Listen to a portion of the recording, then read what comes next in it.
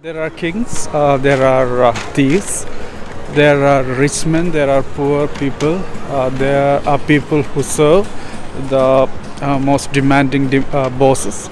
There are people still who do farming and take their what do you call food from that.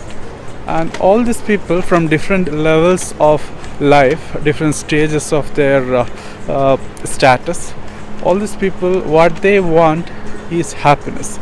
So today we are in Dubai Festival City. You might have seen the fountain, the colored, all lightful fountain dances, which will be shown after this video maybe. And also today we had one interesting discussion also regarding the happiness. So two writers, one Indiana Jones or Smiles, the other is the person who is having the equation for happiness. These two guys, these two writers, legendary writers, they are explaining about what is happiness. What is happiness as per them. So some interesting answer. Let's see their discussion with people, the audience, the colorful audience we have. Everybody, that'll make Mike happy, so that's a good start. Mo, does that make you happy as well? Good stuff. Now, we are here, I hear, good work. We can tell you work in technology, can't we? There we go, we've started. And an engineer, perfect. And that's on, so we can use that as well. So we'll start with you, Mo. Obviously these guys have both written books, and you are the man with the equation for happiness, I believe. And what is the equation for happiness? There we go. Tell us. Just what is the equation? Just to give away the book? Oh yeah, absolutely. So it's surprising actually, because you know, happiness doesn't seem to be something that we understand very well. I was very unhappy at a young age. You know, in my late 20s, when I became extremely successful in life, I became more unhappy, and so I tried to find out what happiness was, and so I did it surprisingly as engineers would do it. I plotted as many data points as I could find when I could find myself happy, and I tried to find a trend line between them, hoping that the trend line will actually describe the equation of how the machine works, what makes us happy or unhappy.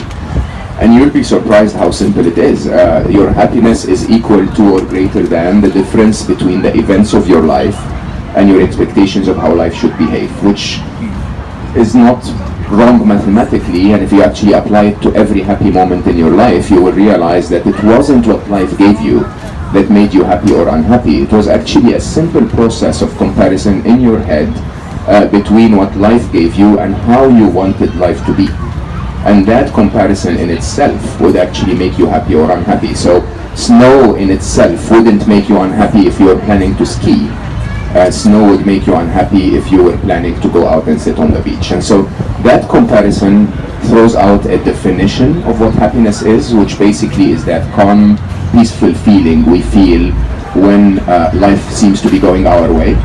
And it also throws a very interesting definition of what unhappiness is. And in my definition, then unhappiness is just a simple survival mechanism. So your brain is looking at the world around it and saying, this does not meet my frame of safety, I'm worried about you, I want to alert you, and so I will alert you in the form of a feeling, an emotion, which could be sadness, could be worry, could be fear, and so on and so forth. Thank you very much for that definition. Now, that makes you the man with the equation for happiness, but what makes you the Indiana Smiles, Mike? I think a clever journalist. A clever journalist, yeah. That one, but I'm really on board with what Mo is saying, and I think I've posed some of the same question both in my life but also in my career. So for those of you that don't know me, I live in Copenhagen, where I run the Happiness Research Institute, where we, like Mo, try to have a scientific approach to understanding well-being and quality of life. And essentially our work in my career is an attempt to answer three relatively difficult questions. First, how do we measure happiness, well-being, quality of life? Secondly, why are some people happier than others? And thirdly, how can we improve quality of life for people?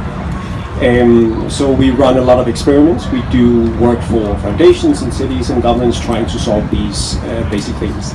The Indiana Jones of smiles it's not part of my work, it's more like a really expensive hobby. So I was often confronted with, Denmark, the Nordic countries are usually called the happiest countries in the world. So are they also the people that smile the most? And I wanted to get data on that, to have a good question. So because of my work, I travel a lot.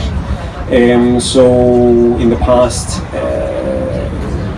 3 or 4 years, I visited around 20 or 30 cities for conferences like the Literature Festival or conferences. And I did what all people enjoy doing. I sat down in a cafe, watched people go by, and then I just systematically registered the data of whether people smile or not. So I have around 100,000 data. So what we would do here is we would randomize who we collect. So we would say, okay, the first person who comes around the corner, we will observe that person for 5 seconds. If there are 2 people, we'll take the one on the right. And then, down, are they smiling? What are their gender? We estimate the age. That's a very difficult one. And then you note down what kind of activity are people doing. Are they on the phone? Are they snacking? Are they talking with other people? And then you can see in which parts of the world, in which parts of the city are people more or less happy, and what activities predict whether they smile or not. And unfortunately, from a news point of view, you could all guess under which circumstances people smile. They smile then when they are in company with other people. Very few people walk by themselves and are smiling because they're afraid that people will think they're a little bit crazy if they do. So we collect data on all sorts of things in terms of well-being. This was just a side project, but it gave me a very fun nickname. Okay, so there's different approaches to collecting this data, and there's different approaches to how you come about this. So Mo, what was your background to make you take that approach? Solve for Happy was written, I think, as a result of 2 experiences. One of them, as I mentioned, is by age 29. I was extremely successful. I lived here in Dubai. I was a regional director of a major company, had all of the luxuries of life, and I was absolutely miserable. I was clinically depressed. And, much so Middle Eastern men, we don't admit that, so I couldn't go for therapy if you want. And so basically I had to find my way out of my unhappiness. I read every book I could find on the topic. I couldn't find an answer because those books, maybe also for you, did not speak to my brain at all. Most of those books were talking about a fluffy, meditate, do this, do that, which by the way works. Now I understand. But at the time, they didn't work for me at all. So I had to find an approach that worked for me, which was logical, systemic. As an engineer, I assumed that this machine was working really well until age 23, and then it ran out of happiness after age 23. So I went out to identify what went wrong with the machine, right? And that happiness, that highly engineered approach actually delivered fantastically well. Because I was also supported with my little son Ali. Ali was born a tiny little Zen monk. Honestly, we should have bought him orange diapers if you ask me. But seriously, he was always happy, always peaceful, always calm. And so I would take my engineering highly systemic approach, and I would offer it to Ali, and Ali would say, "I'm so proud of you, Papa. That's why we do A, B, and C," right? And so between us, we found a model that is actually that touches your heart but starts from your head. And I started to apply that in my life, in my friends' lives, in my family life, and that became it worked. I found happiness again. I was almost always happy until the second event is really what led me to write the book, which was unfortunately losing Ali. So Ali was a student in Northeastern University in Boston at the time. He was 21 and a half years old. He was fabulous, a fabulous young man. Tall, handsome, smart, loved by everybody, and he came to visit us here in Dubai, and unfortunately due to a medical error, he was diagnosed with a simple surgical operation that went wrong. And so losing Ali, losing a child would make anyone unhappy for the rest of their life. It's absolutely fair. If you knew Ali you wouldn't blame me. But then I realized that from my model that unhappiness is totally useless, that I could spend the rest of my life unhappy and it still wouldn't bring Ali back. And so instead I decided to do what I know from business. I gave myself a target. I said I want to make 10 million people learn about Ali's model, remember him and honor him, and hopefully through that I would have given my son a better result than just staying unhappy for the rest of my life. So I sat down and I wrote our model. Solve for Happy came out in March 2017. It's a bestseller in every country in the world it was released in. It's about to release in 28 countries this year. And it really makes a difference. People actually read it. 93% will say it changed my life. Now, the 10 million happy happened actually by September last year, so we raised the target. It's now 1 billion happy people, which is crazy, I know you think, but it is not at all. I've been an executive at Google for 11 years. I know how to reach 1 billion people. And so, yeah, I promise you I will get there. I mean, I'm giving myself a target of 5 years to make 1 billion people happier. If it happens in 7, with your help, by the way, with your help and assistance, if you share the word and if you tell others, but our world needs it, and I think I will tell you today, looking back at losing Ali, I think this was the best thing I could have ever done. It doesn't bring him back, but it surely makes the world a slightly better place. Absolutely. I think another round of applause there, obviously honouring his son's memory in such a great way. So you've released that book, and that was in memory of your son. Mike, I know you've also released books, and the first book had, here we go. Can you see him grinning at me here? He's happy that I have to say this word. Now, has anybody read one of Mike's books? Does anybody know the name of Mike's first book? It begins with H. Then there's a what? How do we say it? How's that for you? You notice how I deflect this so I don't have to? That's very good hosting. Would you like to explain a little bit about this? So, Hygge, well done, is a sort of cornerstone of Danish culture.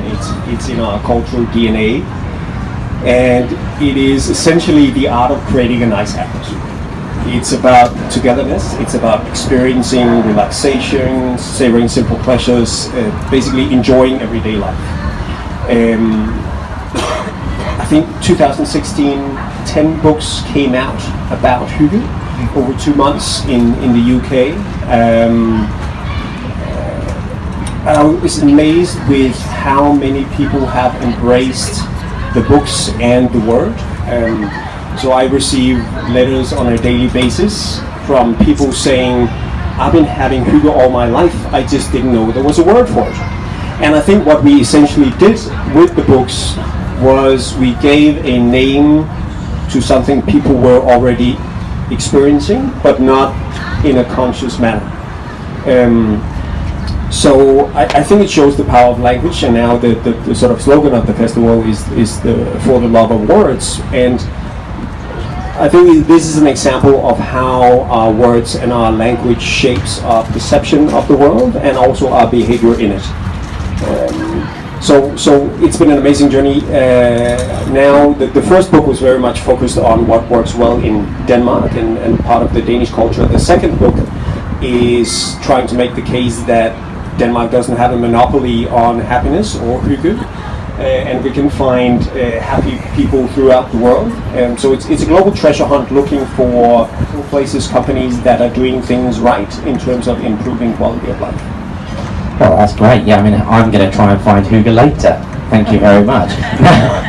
Now, this is obviously a topic which is important to everybody in finding happiness. I know that probably people do have lots of questions here to ask. So, who has any questions? We've got some people who've read the books here. Discussion to understand what is happiness is really an important thing. There must be an dialogue among the people, like how to get the happiness. So there are people who say happiness is a journey which can never be reached. Some people say it's a way of living. Some people think like having money is a way of achieving happiness. Some people think like simplicity is a way of gaining the happiness. So there are different versions and definitions of happiness. So understanding happiness is a bit difficult and complicated. But one thing is for sure, happiness is something which exists within us. It's not like something which we have to go outside and find the answer, or find the status, or find that particular stage or something. Happiness is something which we can find inside us. So we must be in constant journey to achieve it. Not outside, might be inside. How? It's a matter of question. Just dig it, you will find it.